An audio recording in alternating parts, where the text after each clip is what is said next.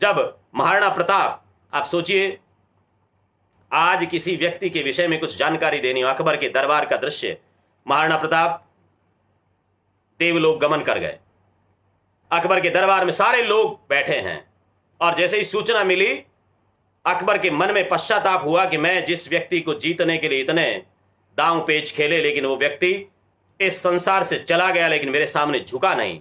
और ये मन में पीड़ा जो हुई, तो अकबर उस पीड़ा को पचा नहीं पाया और अपने दांत को बंद करके जीभ को काट खाया उसने। सारा सारा दरबार निस्तब्ध, सारे चुपचाप बैठे, कौन बोले, कौन कहे, क्या पूछे, बात तो यही है। लेकिन दुर्सा आढ़ा खड़े होते हैं, राष्ट्रीय कवि, वो उस समय का ओरल मीडिया, वो खड़ा होता है और कहता है कि अकबर ने क्या सोचा, क्या कहा और क्या विचार आया। वहां दरबार में घोषणा करता है, अस लेगो अणदाग पाग लेगो अणनामी, गो आड़ा गवड़ाय जको बहतो धुरवामी, नव रोजे नह गयो नगो आतसा नवल्ली, नगो झरो के हेठ जेत दुनिया न दहली, गहलोत राण जीती गयो दसन मूंद रसना डसी, निशाश मूक भरिया नयन तो मृत शाह प्रताप सिंह। प्रताप सिंह जी, महाराणा प्रताप, हे प्रताप, तेरे जाने पर, तेरे देवलोक गमन पर अकबर पश्चाताप कर रहा है। क्या पश्चाताप कर रहा है? असल एगो अणदाग, अपने घोड़े पर मेरा निशान कभी नहीं लगने दिया, वो चला गया, दुनिया मेरे निशान लगा करके घोड़ों पे बैठी है, मेरी चाकरी स्वीकार कर ली, लेकिन उसने स्वीकार नहीं की।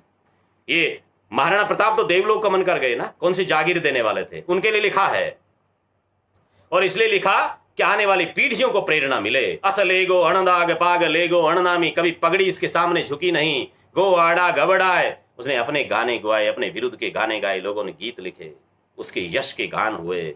जगो वह तो धुरवामी, हमेशा उसका वामी बहा, उसके सामने प्रतिकार करते हुए उसके विरुद्ध में चला। कभी नवरोजे में नहीं आया, वो पारसी नवल वर्ष जो उनका मनाया जाता था उसमें कभी शामिल नहीं हुआ, कभी दिल्ली आकर के हाजिरी नहीं लगाई, वो चला गया। गहलोत राण जीती गयो। अकबर मन में सोच रहा है कि हे गहलोत, हे महाराणा प्रताप, तू जीत गया और मैं हार गया। और ये हार जैसे ही उसके दिमाग में आती है तो अपने दांत से अपनी ही जीभ को काट खाता है।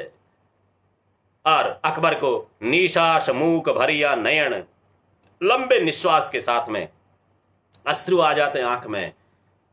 तो दुर्सा आढ़ा ये बात कहता है, ये तो आज का मीडिया कह सकता है ना, किसी बादशाह के सामने, किसी राजा के सामने, किसी मंत्री के सामने, ये मीडिया की भूमिका हमारी थी। वो दुर्सा आढ़ा कह गए। जब महाराणा राज सिंह औरंगजेब से मिलने का मन बना लिया एक बार,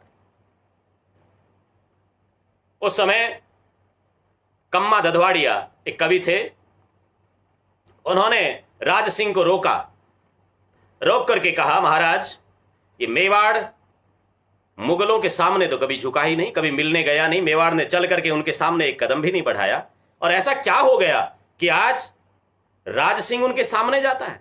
उनके सोए हुए स्वाभिमान को जगाने के लिए कम्मा ने एक छप्पे कहा कि अजो सूर उगवे अजो प्राजल हुतासन, अजो गंग खड़हड़े अजो साबत इंद्रासन, अजो सुमेर अडग अजो फल फूल धरती, अजो नाथ गौरख अजो अहमात सगत्ती, हिलो हिल पवन धू अडग, वेद धर्म वाराणसी, पतसाह हूत चित्तोड़ पत, राण मिले किम राज सिंह।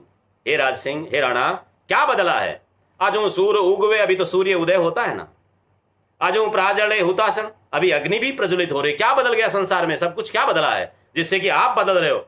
मेवाड़ तो प्राकृतिक उपक्रम जब तक नहीं बदले, प्रकृति के क्रिया व्यापार नहीं बदले, तब तक मेवाड़ की गादी बदलने वाली नहीं है।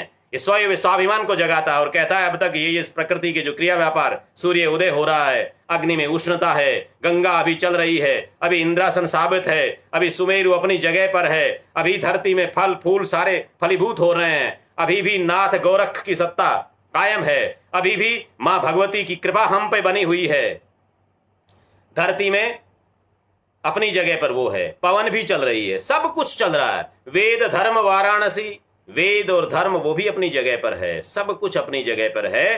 तो पतसाह हूत चित्तोड़ पत, राण मिले किम राजसी, हे राजसिंह, वहां जाके कैसे मिल सकते हो? सोए हुए स्वाभिमान को जगाया तो राज सिंह नहीं गए।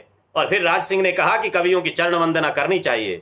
जब उनको आत्मज्ञान हुआ कि मैं क्या करने जा रहा था और क्या बचाया मुझे, इसलिए राज सिंह ने लिखा, कहां राम कहां लखन नाम रहियो रामायण, कहां कृष्ण बलदेव प्रगट भागवत पुरायण, वाल्मीकि शुक व्यास कथा कविता न करंता, कवण स्वरूप सेवंत ध्यान मन कवण धरंता, राज सिंह कहे जग राणरो, सुनो सजीवन अखरा, जग नाम अमर चाहो जिके, तो पूजो पाव कवेशरा।